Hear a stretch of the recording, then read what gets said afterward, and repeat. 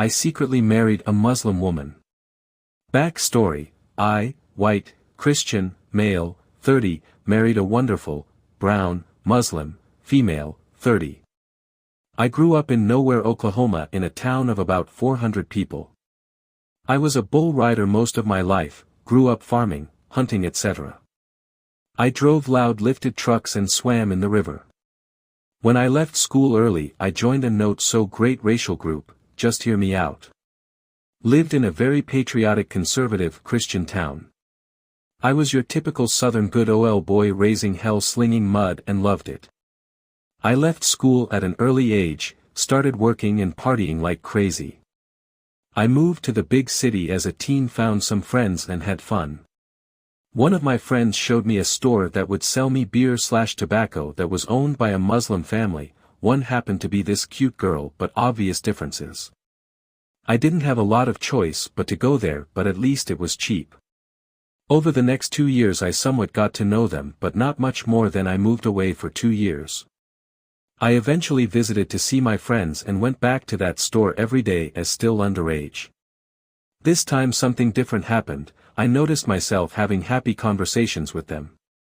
With these great people from Bangladesh who were still fresh off the boat, so to speak, having only been here a couple years and still hardly spoke English. I started becoming friends with the daughter, going to the store or whatever together, and next thing I knew I kind of started to like her. By this point I was starting to realize that hey, these people aren't any different than me. They're wonderful friendly people, and aside from accent/language and skin they're no different than anyone else. I left the not-so-nice group now realizing that I was wrong for having the feelings I had towards other people, and that we're all just people and I was being terrible. By the way, where I'm from had nothing to do with it, all white town, so no one ever talked about it and the people are very respectful. I ended up staying around just because I had feelings for her. Moved in with my friends and got a job. She was an incredible girl, absolutely beautiful, funny, very smart, sweet. She was the perfect girl. And we communicated pretty well. She spoke decent English and was getting better. Unfortunately, it could never be because of who I am and who she is. She's not gonna like me anyway, even if she could be with me. 4 months go by and I can't take it anymore. I asked her to dinner one night, which was normal. We ate out before, and decided I was going to ask her out. We had dinner and at the end I was so nervous and scared and so many butterflies I could barely speak. I finally just forced myself to blurt out, "I love you, would you go out with me as a girlfriend?" As soon as that came out my heart dropped to my knees. I knew it was gonna be a no and just wanted to die right there. I heard her say something and I was so worked up that I couldn't hear. I asked her what she said.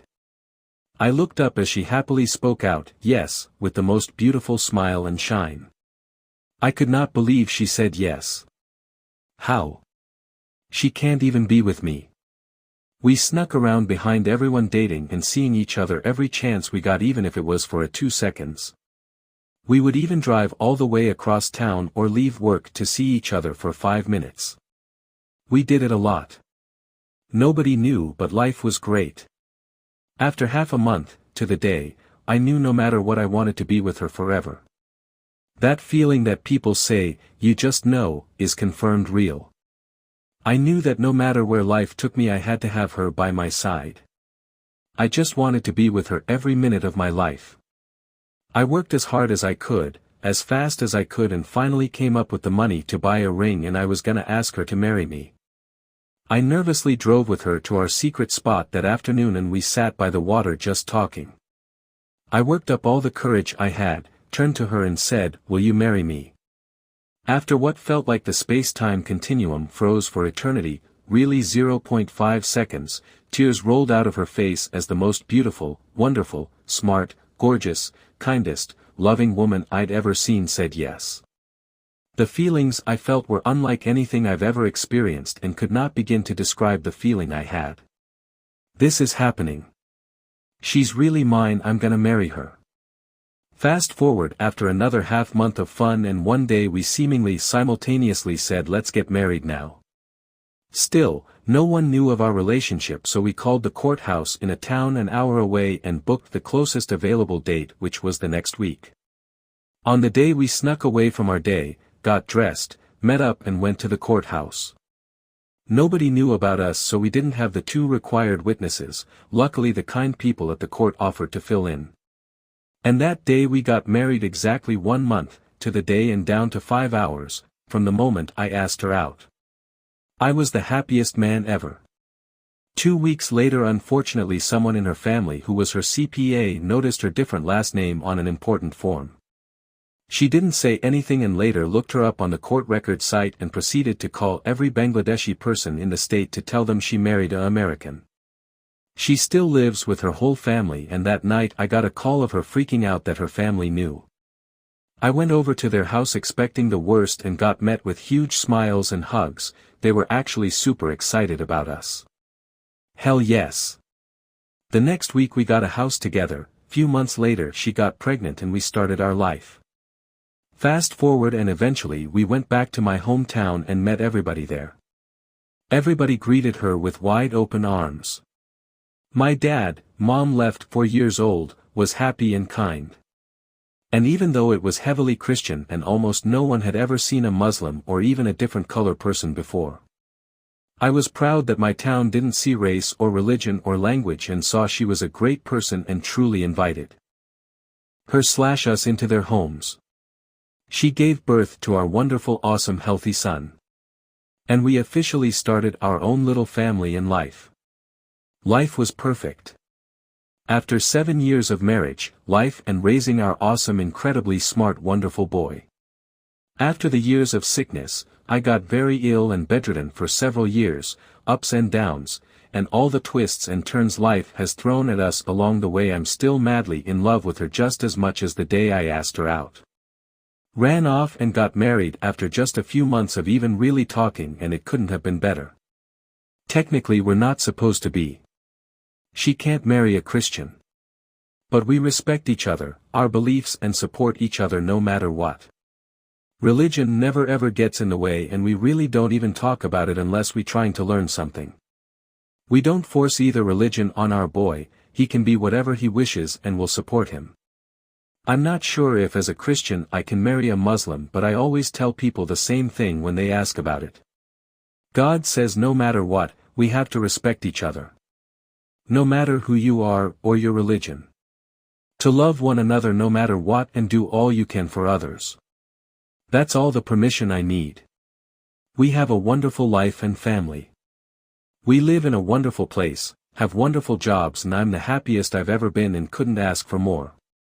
The Lord has truly blessed me and life is perfect. Never judge someone over your differences.